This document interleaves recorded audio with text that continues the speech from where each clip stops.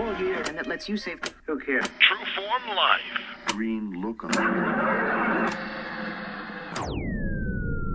You've just tuned into the only health and fitness show in Central Alberta. My name's Drew Tadia, True Form's fitness expert. I'd like to welcome you to another edition of Exploring Mind and Body. What's on the agenda today? Only the most controversial show thus far. I'm going to tell you the truth about milk. You're not going to want to miss out on that. We have part 2 of the Ugly 8 food ingredients to avoid.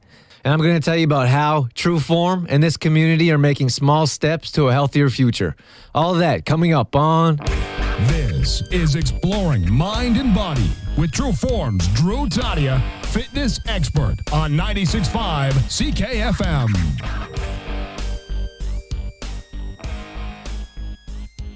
This segment brought to you by Shoppers Drug Mart. All right, in this segment, we're talking about milk, that white gold. Let's start off with some staggering facts, because I like facts. Milk is easily the number 1 allergen. Could that be more clear? I bet many of us haven't heard that one before. 33 million Americans are allergic to milk, and this number is growing. 60 million people in North America are lactose intolerant. First of all, I want to make it clear there's nothing wrong with milk. Milk's a nutrient-rich food we can all benefit from. Unfortunately, in our day and age and how we process just about every food we can possibly justify or try to, milk is no different. More particularly, I'm talking about pasteurization. This big idea started in 1773, but didn't come to North America until 1802. The main idea was to extend shelf life. That's right, shelf life. So the food industry trying to figure out ways to extend the life of food being their main concern instead of our health isn't a new thing, even though most of us are just trying to understand additives like MSG. The biggest problem with pasteurized milk is that through the processing stage it's heated at high temperatures, which as we know, kills the nutrients in food. The nutrients being ruined more specifically in milk is the enzymes.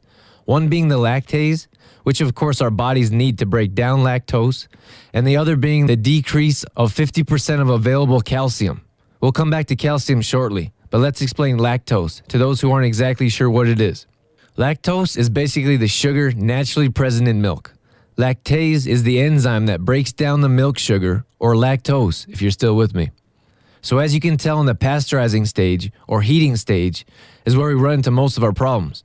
The other problem is we don't necessarily naturally produce this enzyme. So if it's not in the milk, our bodies have trouble breaking it down. Carolee Bateson Koch, doctor of chiropractic and naturopathy, states in her book, Allergies, Disease in Disguise. Most people stop manufacturing lactase between early childhood and adolescence. That's why 70% of the population is lactase deficient. She goes on to say lactose intolerance is the most common cause of bloating, gas, abdominal cramping, and diarrhea. Bedwetting is something many parents deal with. Carolee states that being allergic to milk is the main reason this happens, as the body is allergic, can't handle the lactose, and the bladder suffers a side effect, or the parent with the wet bed. If our bodies can't break down a substance, it means we're not using the nutrients it offers. Of course, there's vitamin D and calcium, as the industry's biggest claims. Let's say there is actually these nutrients in the product after the pasteurizing stage. A good question to ask ourselves is how does our body use the nutrients if we can't break it down? One of the biggest things we've heard growing up is milk keeps our bones strong. My favorite one I'll never forget from childhood, milk does a body good. Then they would have a child growing up to be a strong athlete, tall, with muscles, and usually good looking for good measure, while he's drinking a glass of milk. Brendan Brazier, a triathlete and author of the Thrive Diet, who I've talked about before on the show, had some good words about milk that I really like. He said, in the 1900s, the dairy industry had to convince people to drink another mammal's milk. Not only did they do that, but they convinced us it's healthy. I couldn't agree more with this statement. One of the reasons I stopped drinking cow's milk wasn't because I learned about the health issues. It was because it didn't make sense. Why were we the only mammals to drink another mammal's milk? Any idea? Anyone? It didn't add up to me. Something was missing.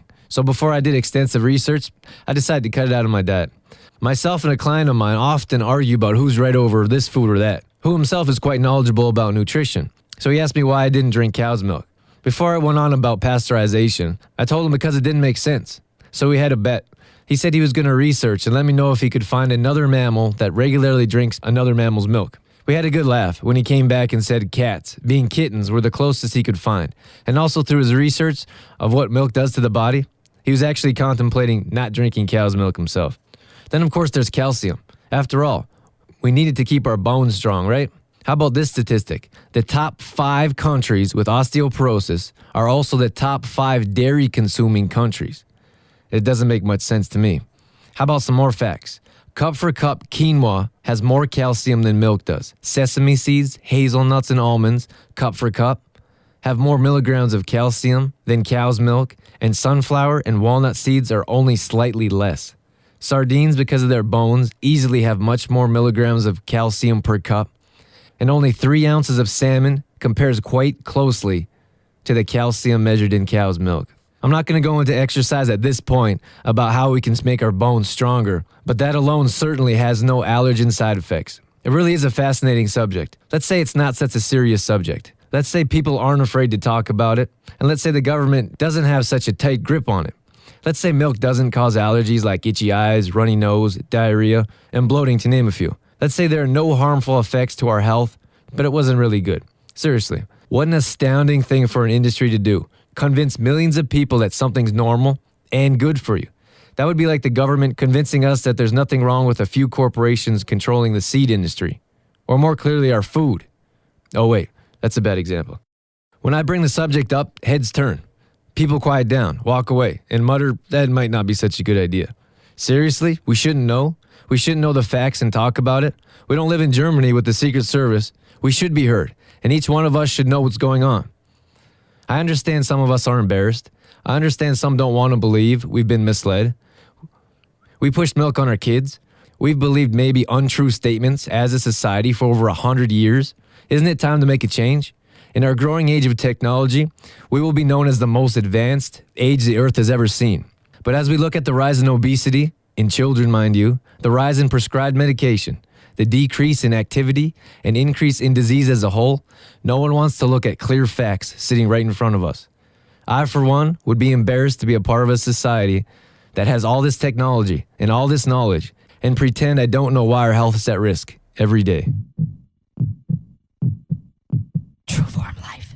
All right, here we go with part 2 of Rockin' Rick's Ugly 8 Food Additives You Want to Avoid. This segment brought to you by the CLC Fitness Center. Moving on to high fructose corn syrup. This is a cheap alternative to cane and beet sugar. It sustains freshness in baked goods and blends easily in beverages to maintain sweetness. We want to avoid it because it may predispose the body to turn fructose into fat. This increases the risk for type 2 diabetes, coronary heart disease, stroke, and cancer. This is not easily metabolized by the liver. Some alternatives are naturally sweet fruits, stevia, or honey. Let's move on to artificial colors. Blue 1 and 2 is found in beverages, candy, baked goods, and pet food. Red 3 is used to dye cherries, fruit cocktail, candy, and baked goods. We have green 3 is added to candy and beverages, and yellow 6 is added to beverages, sausage, gelatin, baked goods, and candy. These are chemical compounds made from coal tar, derivatives to enhance color. And we want to avoid them because they're linked to allergic reactions, fatigue, asthma, skin rashes, hyperactivity, and headaches. So a lot of the times we look at something like a fruit drink or a sport drink, and they have all these unnatural bright colors. Those aren't good for us. If we see colors like that, we should really stay away from them. Number 7 is MSG. Now, I talked about this is Rick's list. This would be in the top 3 for me for sure. This is monosodium glutamate, and it's a flavor enhancer used in salad dressings, chips, frozen entrees, soups, and others. It's really in everything. We really have to pay attention to MSG because of so many side effects it has. Common names for MSG, which is staggering to me. This is one of the few things I've found that they actually have a list of different kinds of names for this one substance.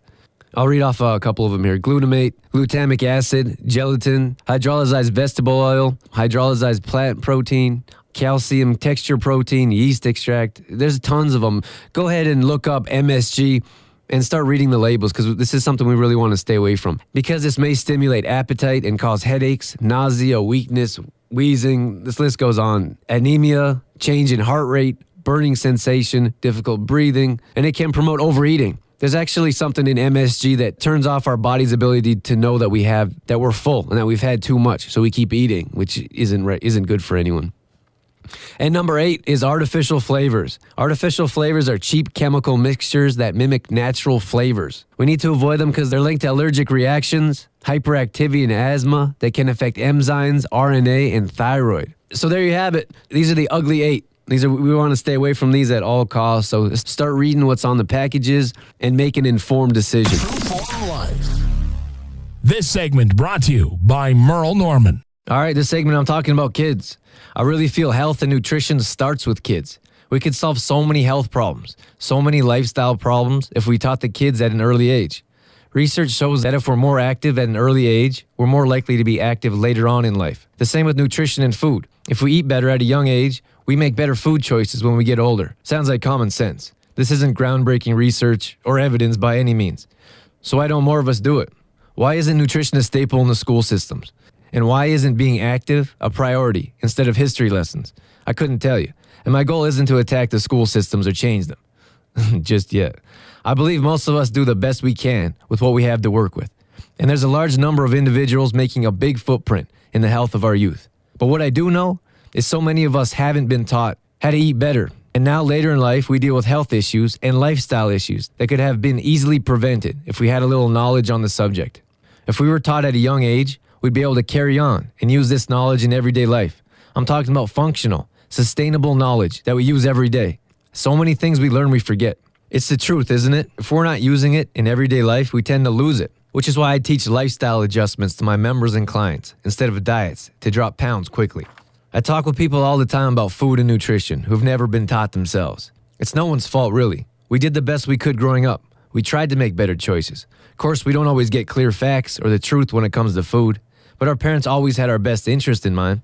I honestly believe it's no one's fault. So instead of blaming parents, blaming the industry, or anyone else we can think of, let's take it out of everyone's hands. That could be the problem.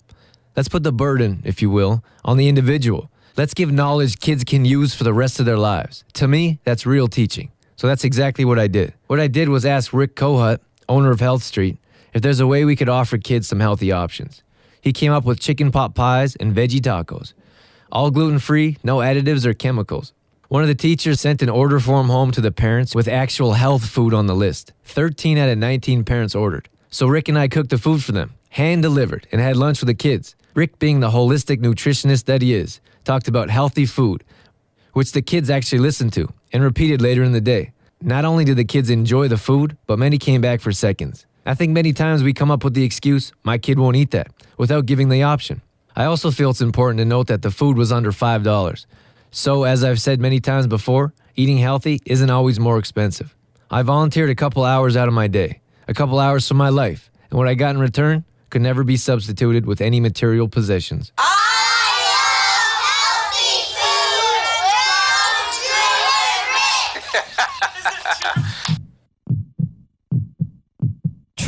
Just a short announcement, Trueform Body Fit classes are now closed. I want to thank the members for registering right away and understanding the changes. We're moving forward and getting better every day.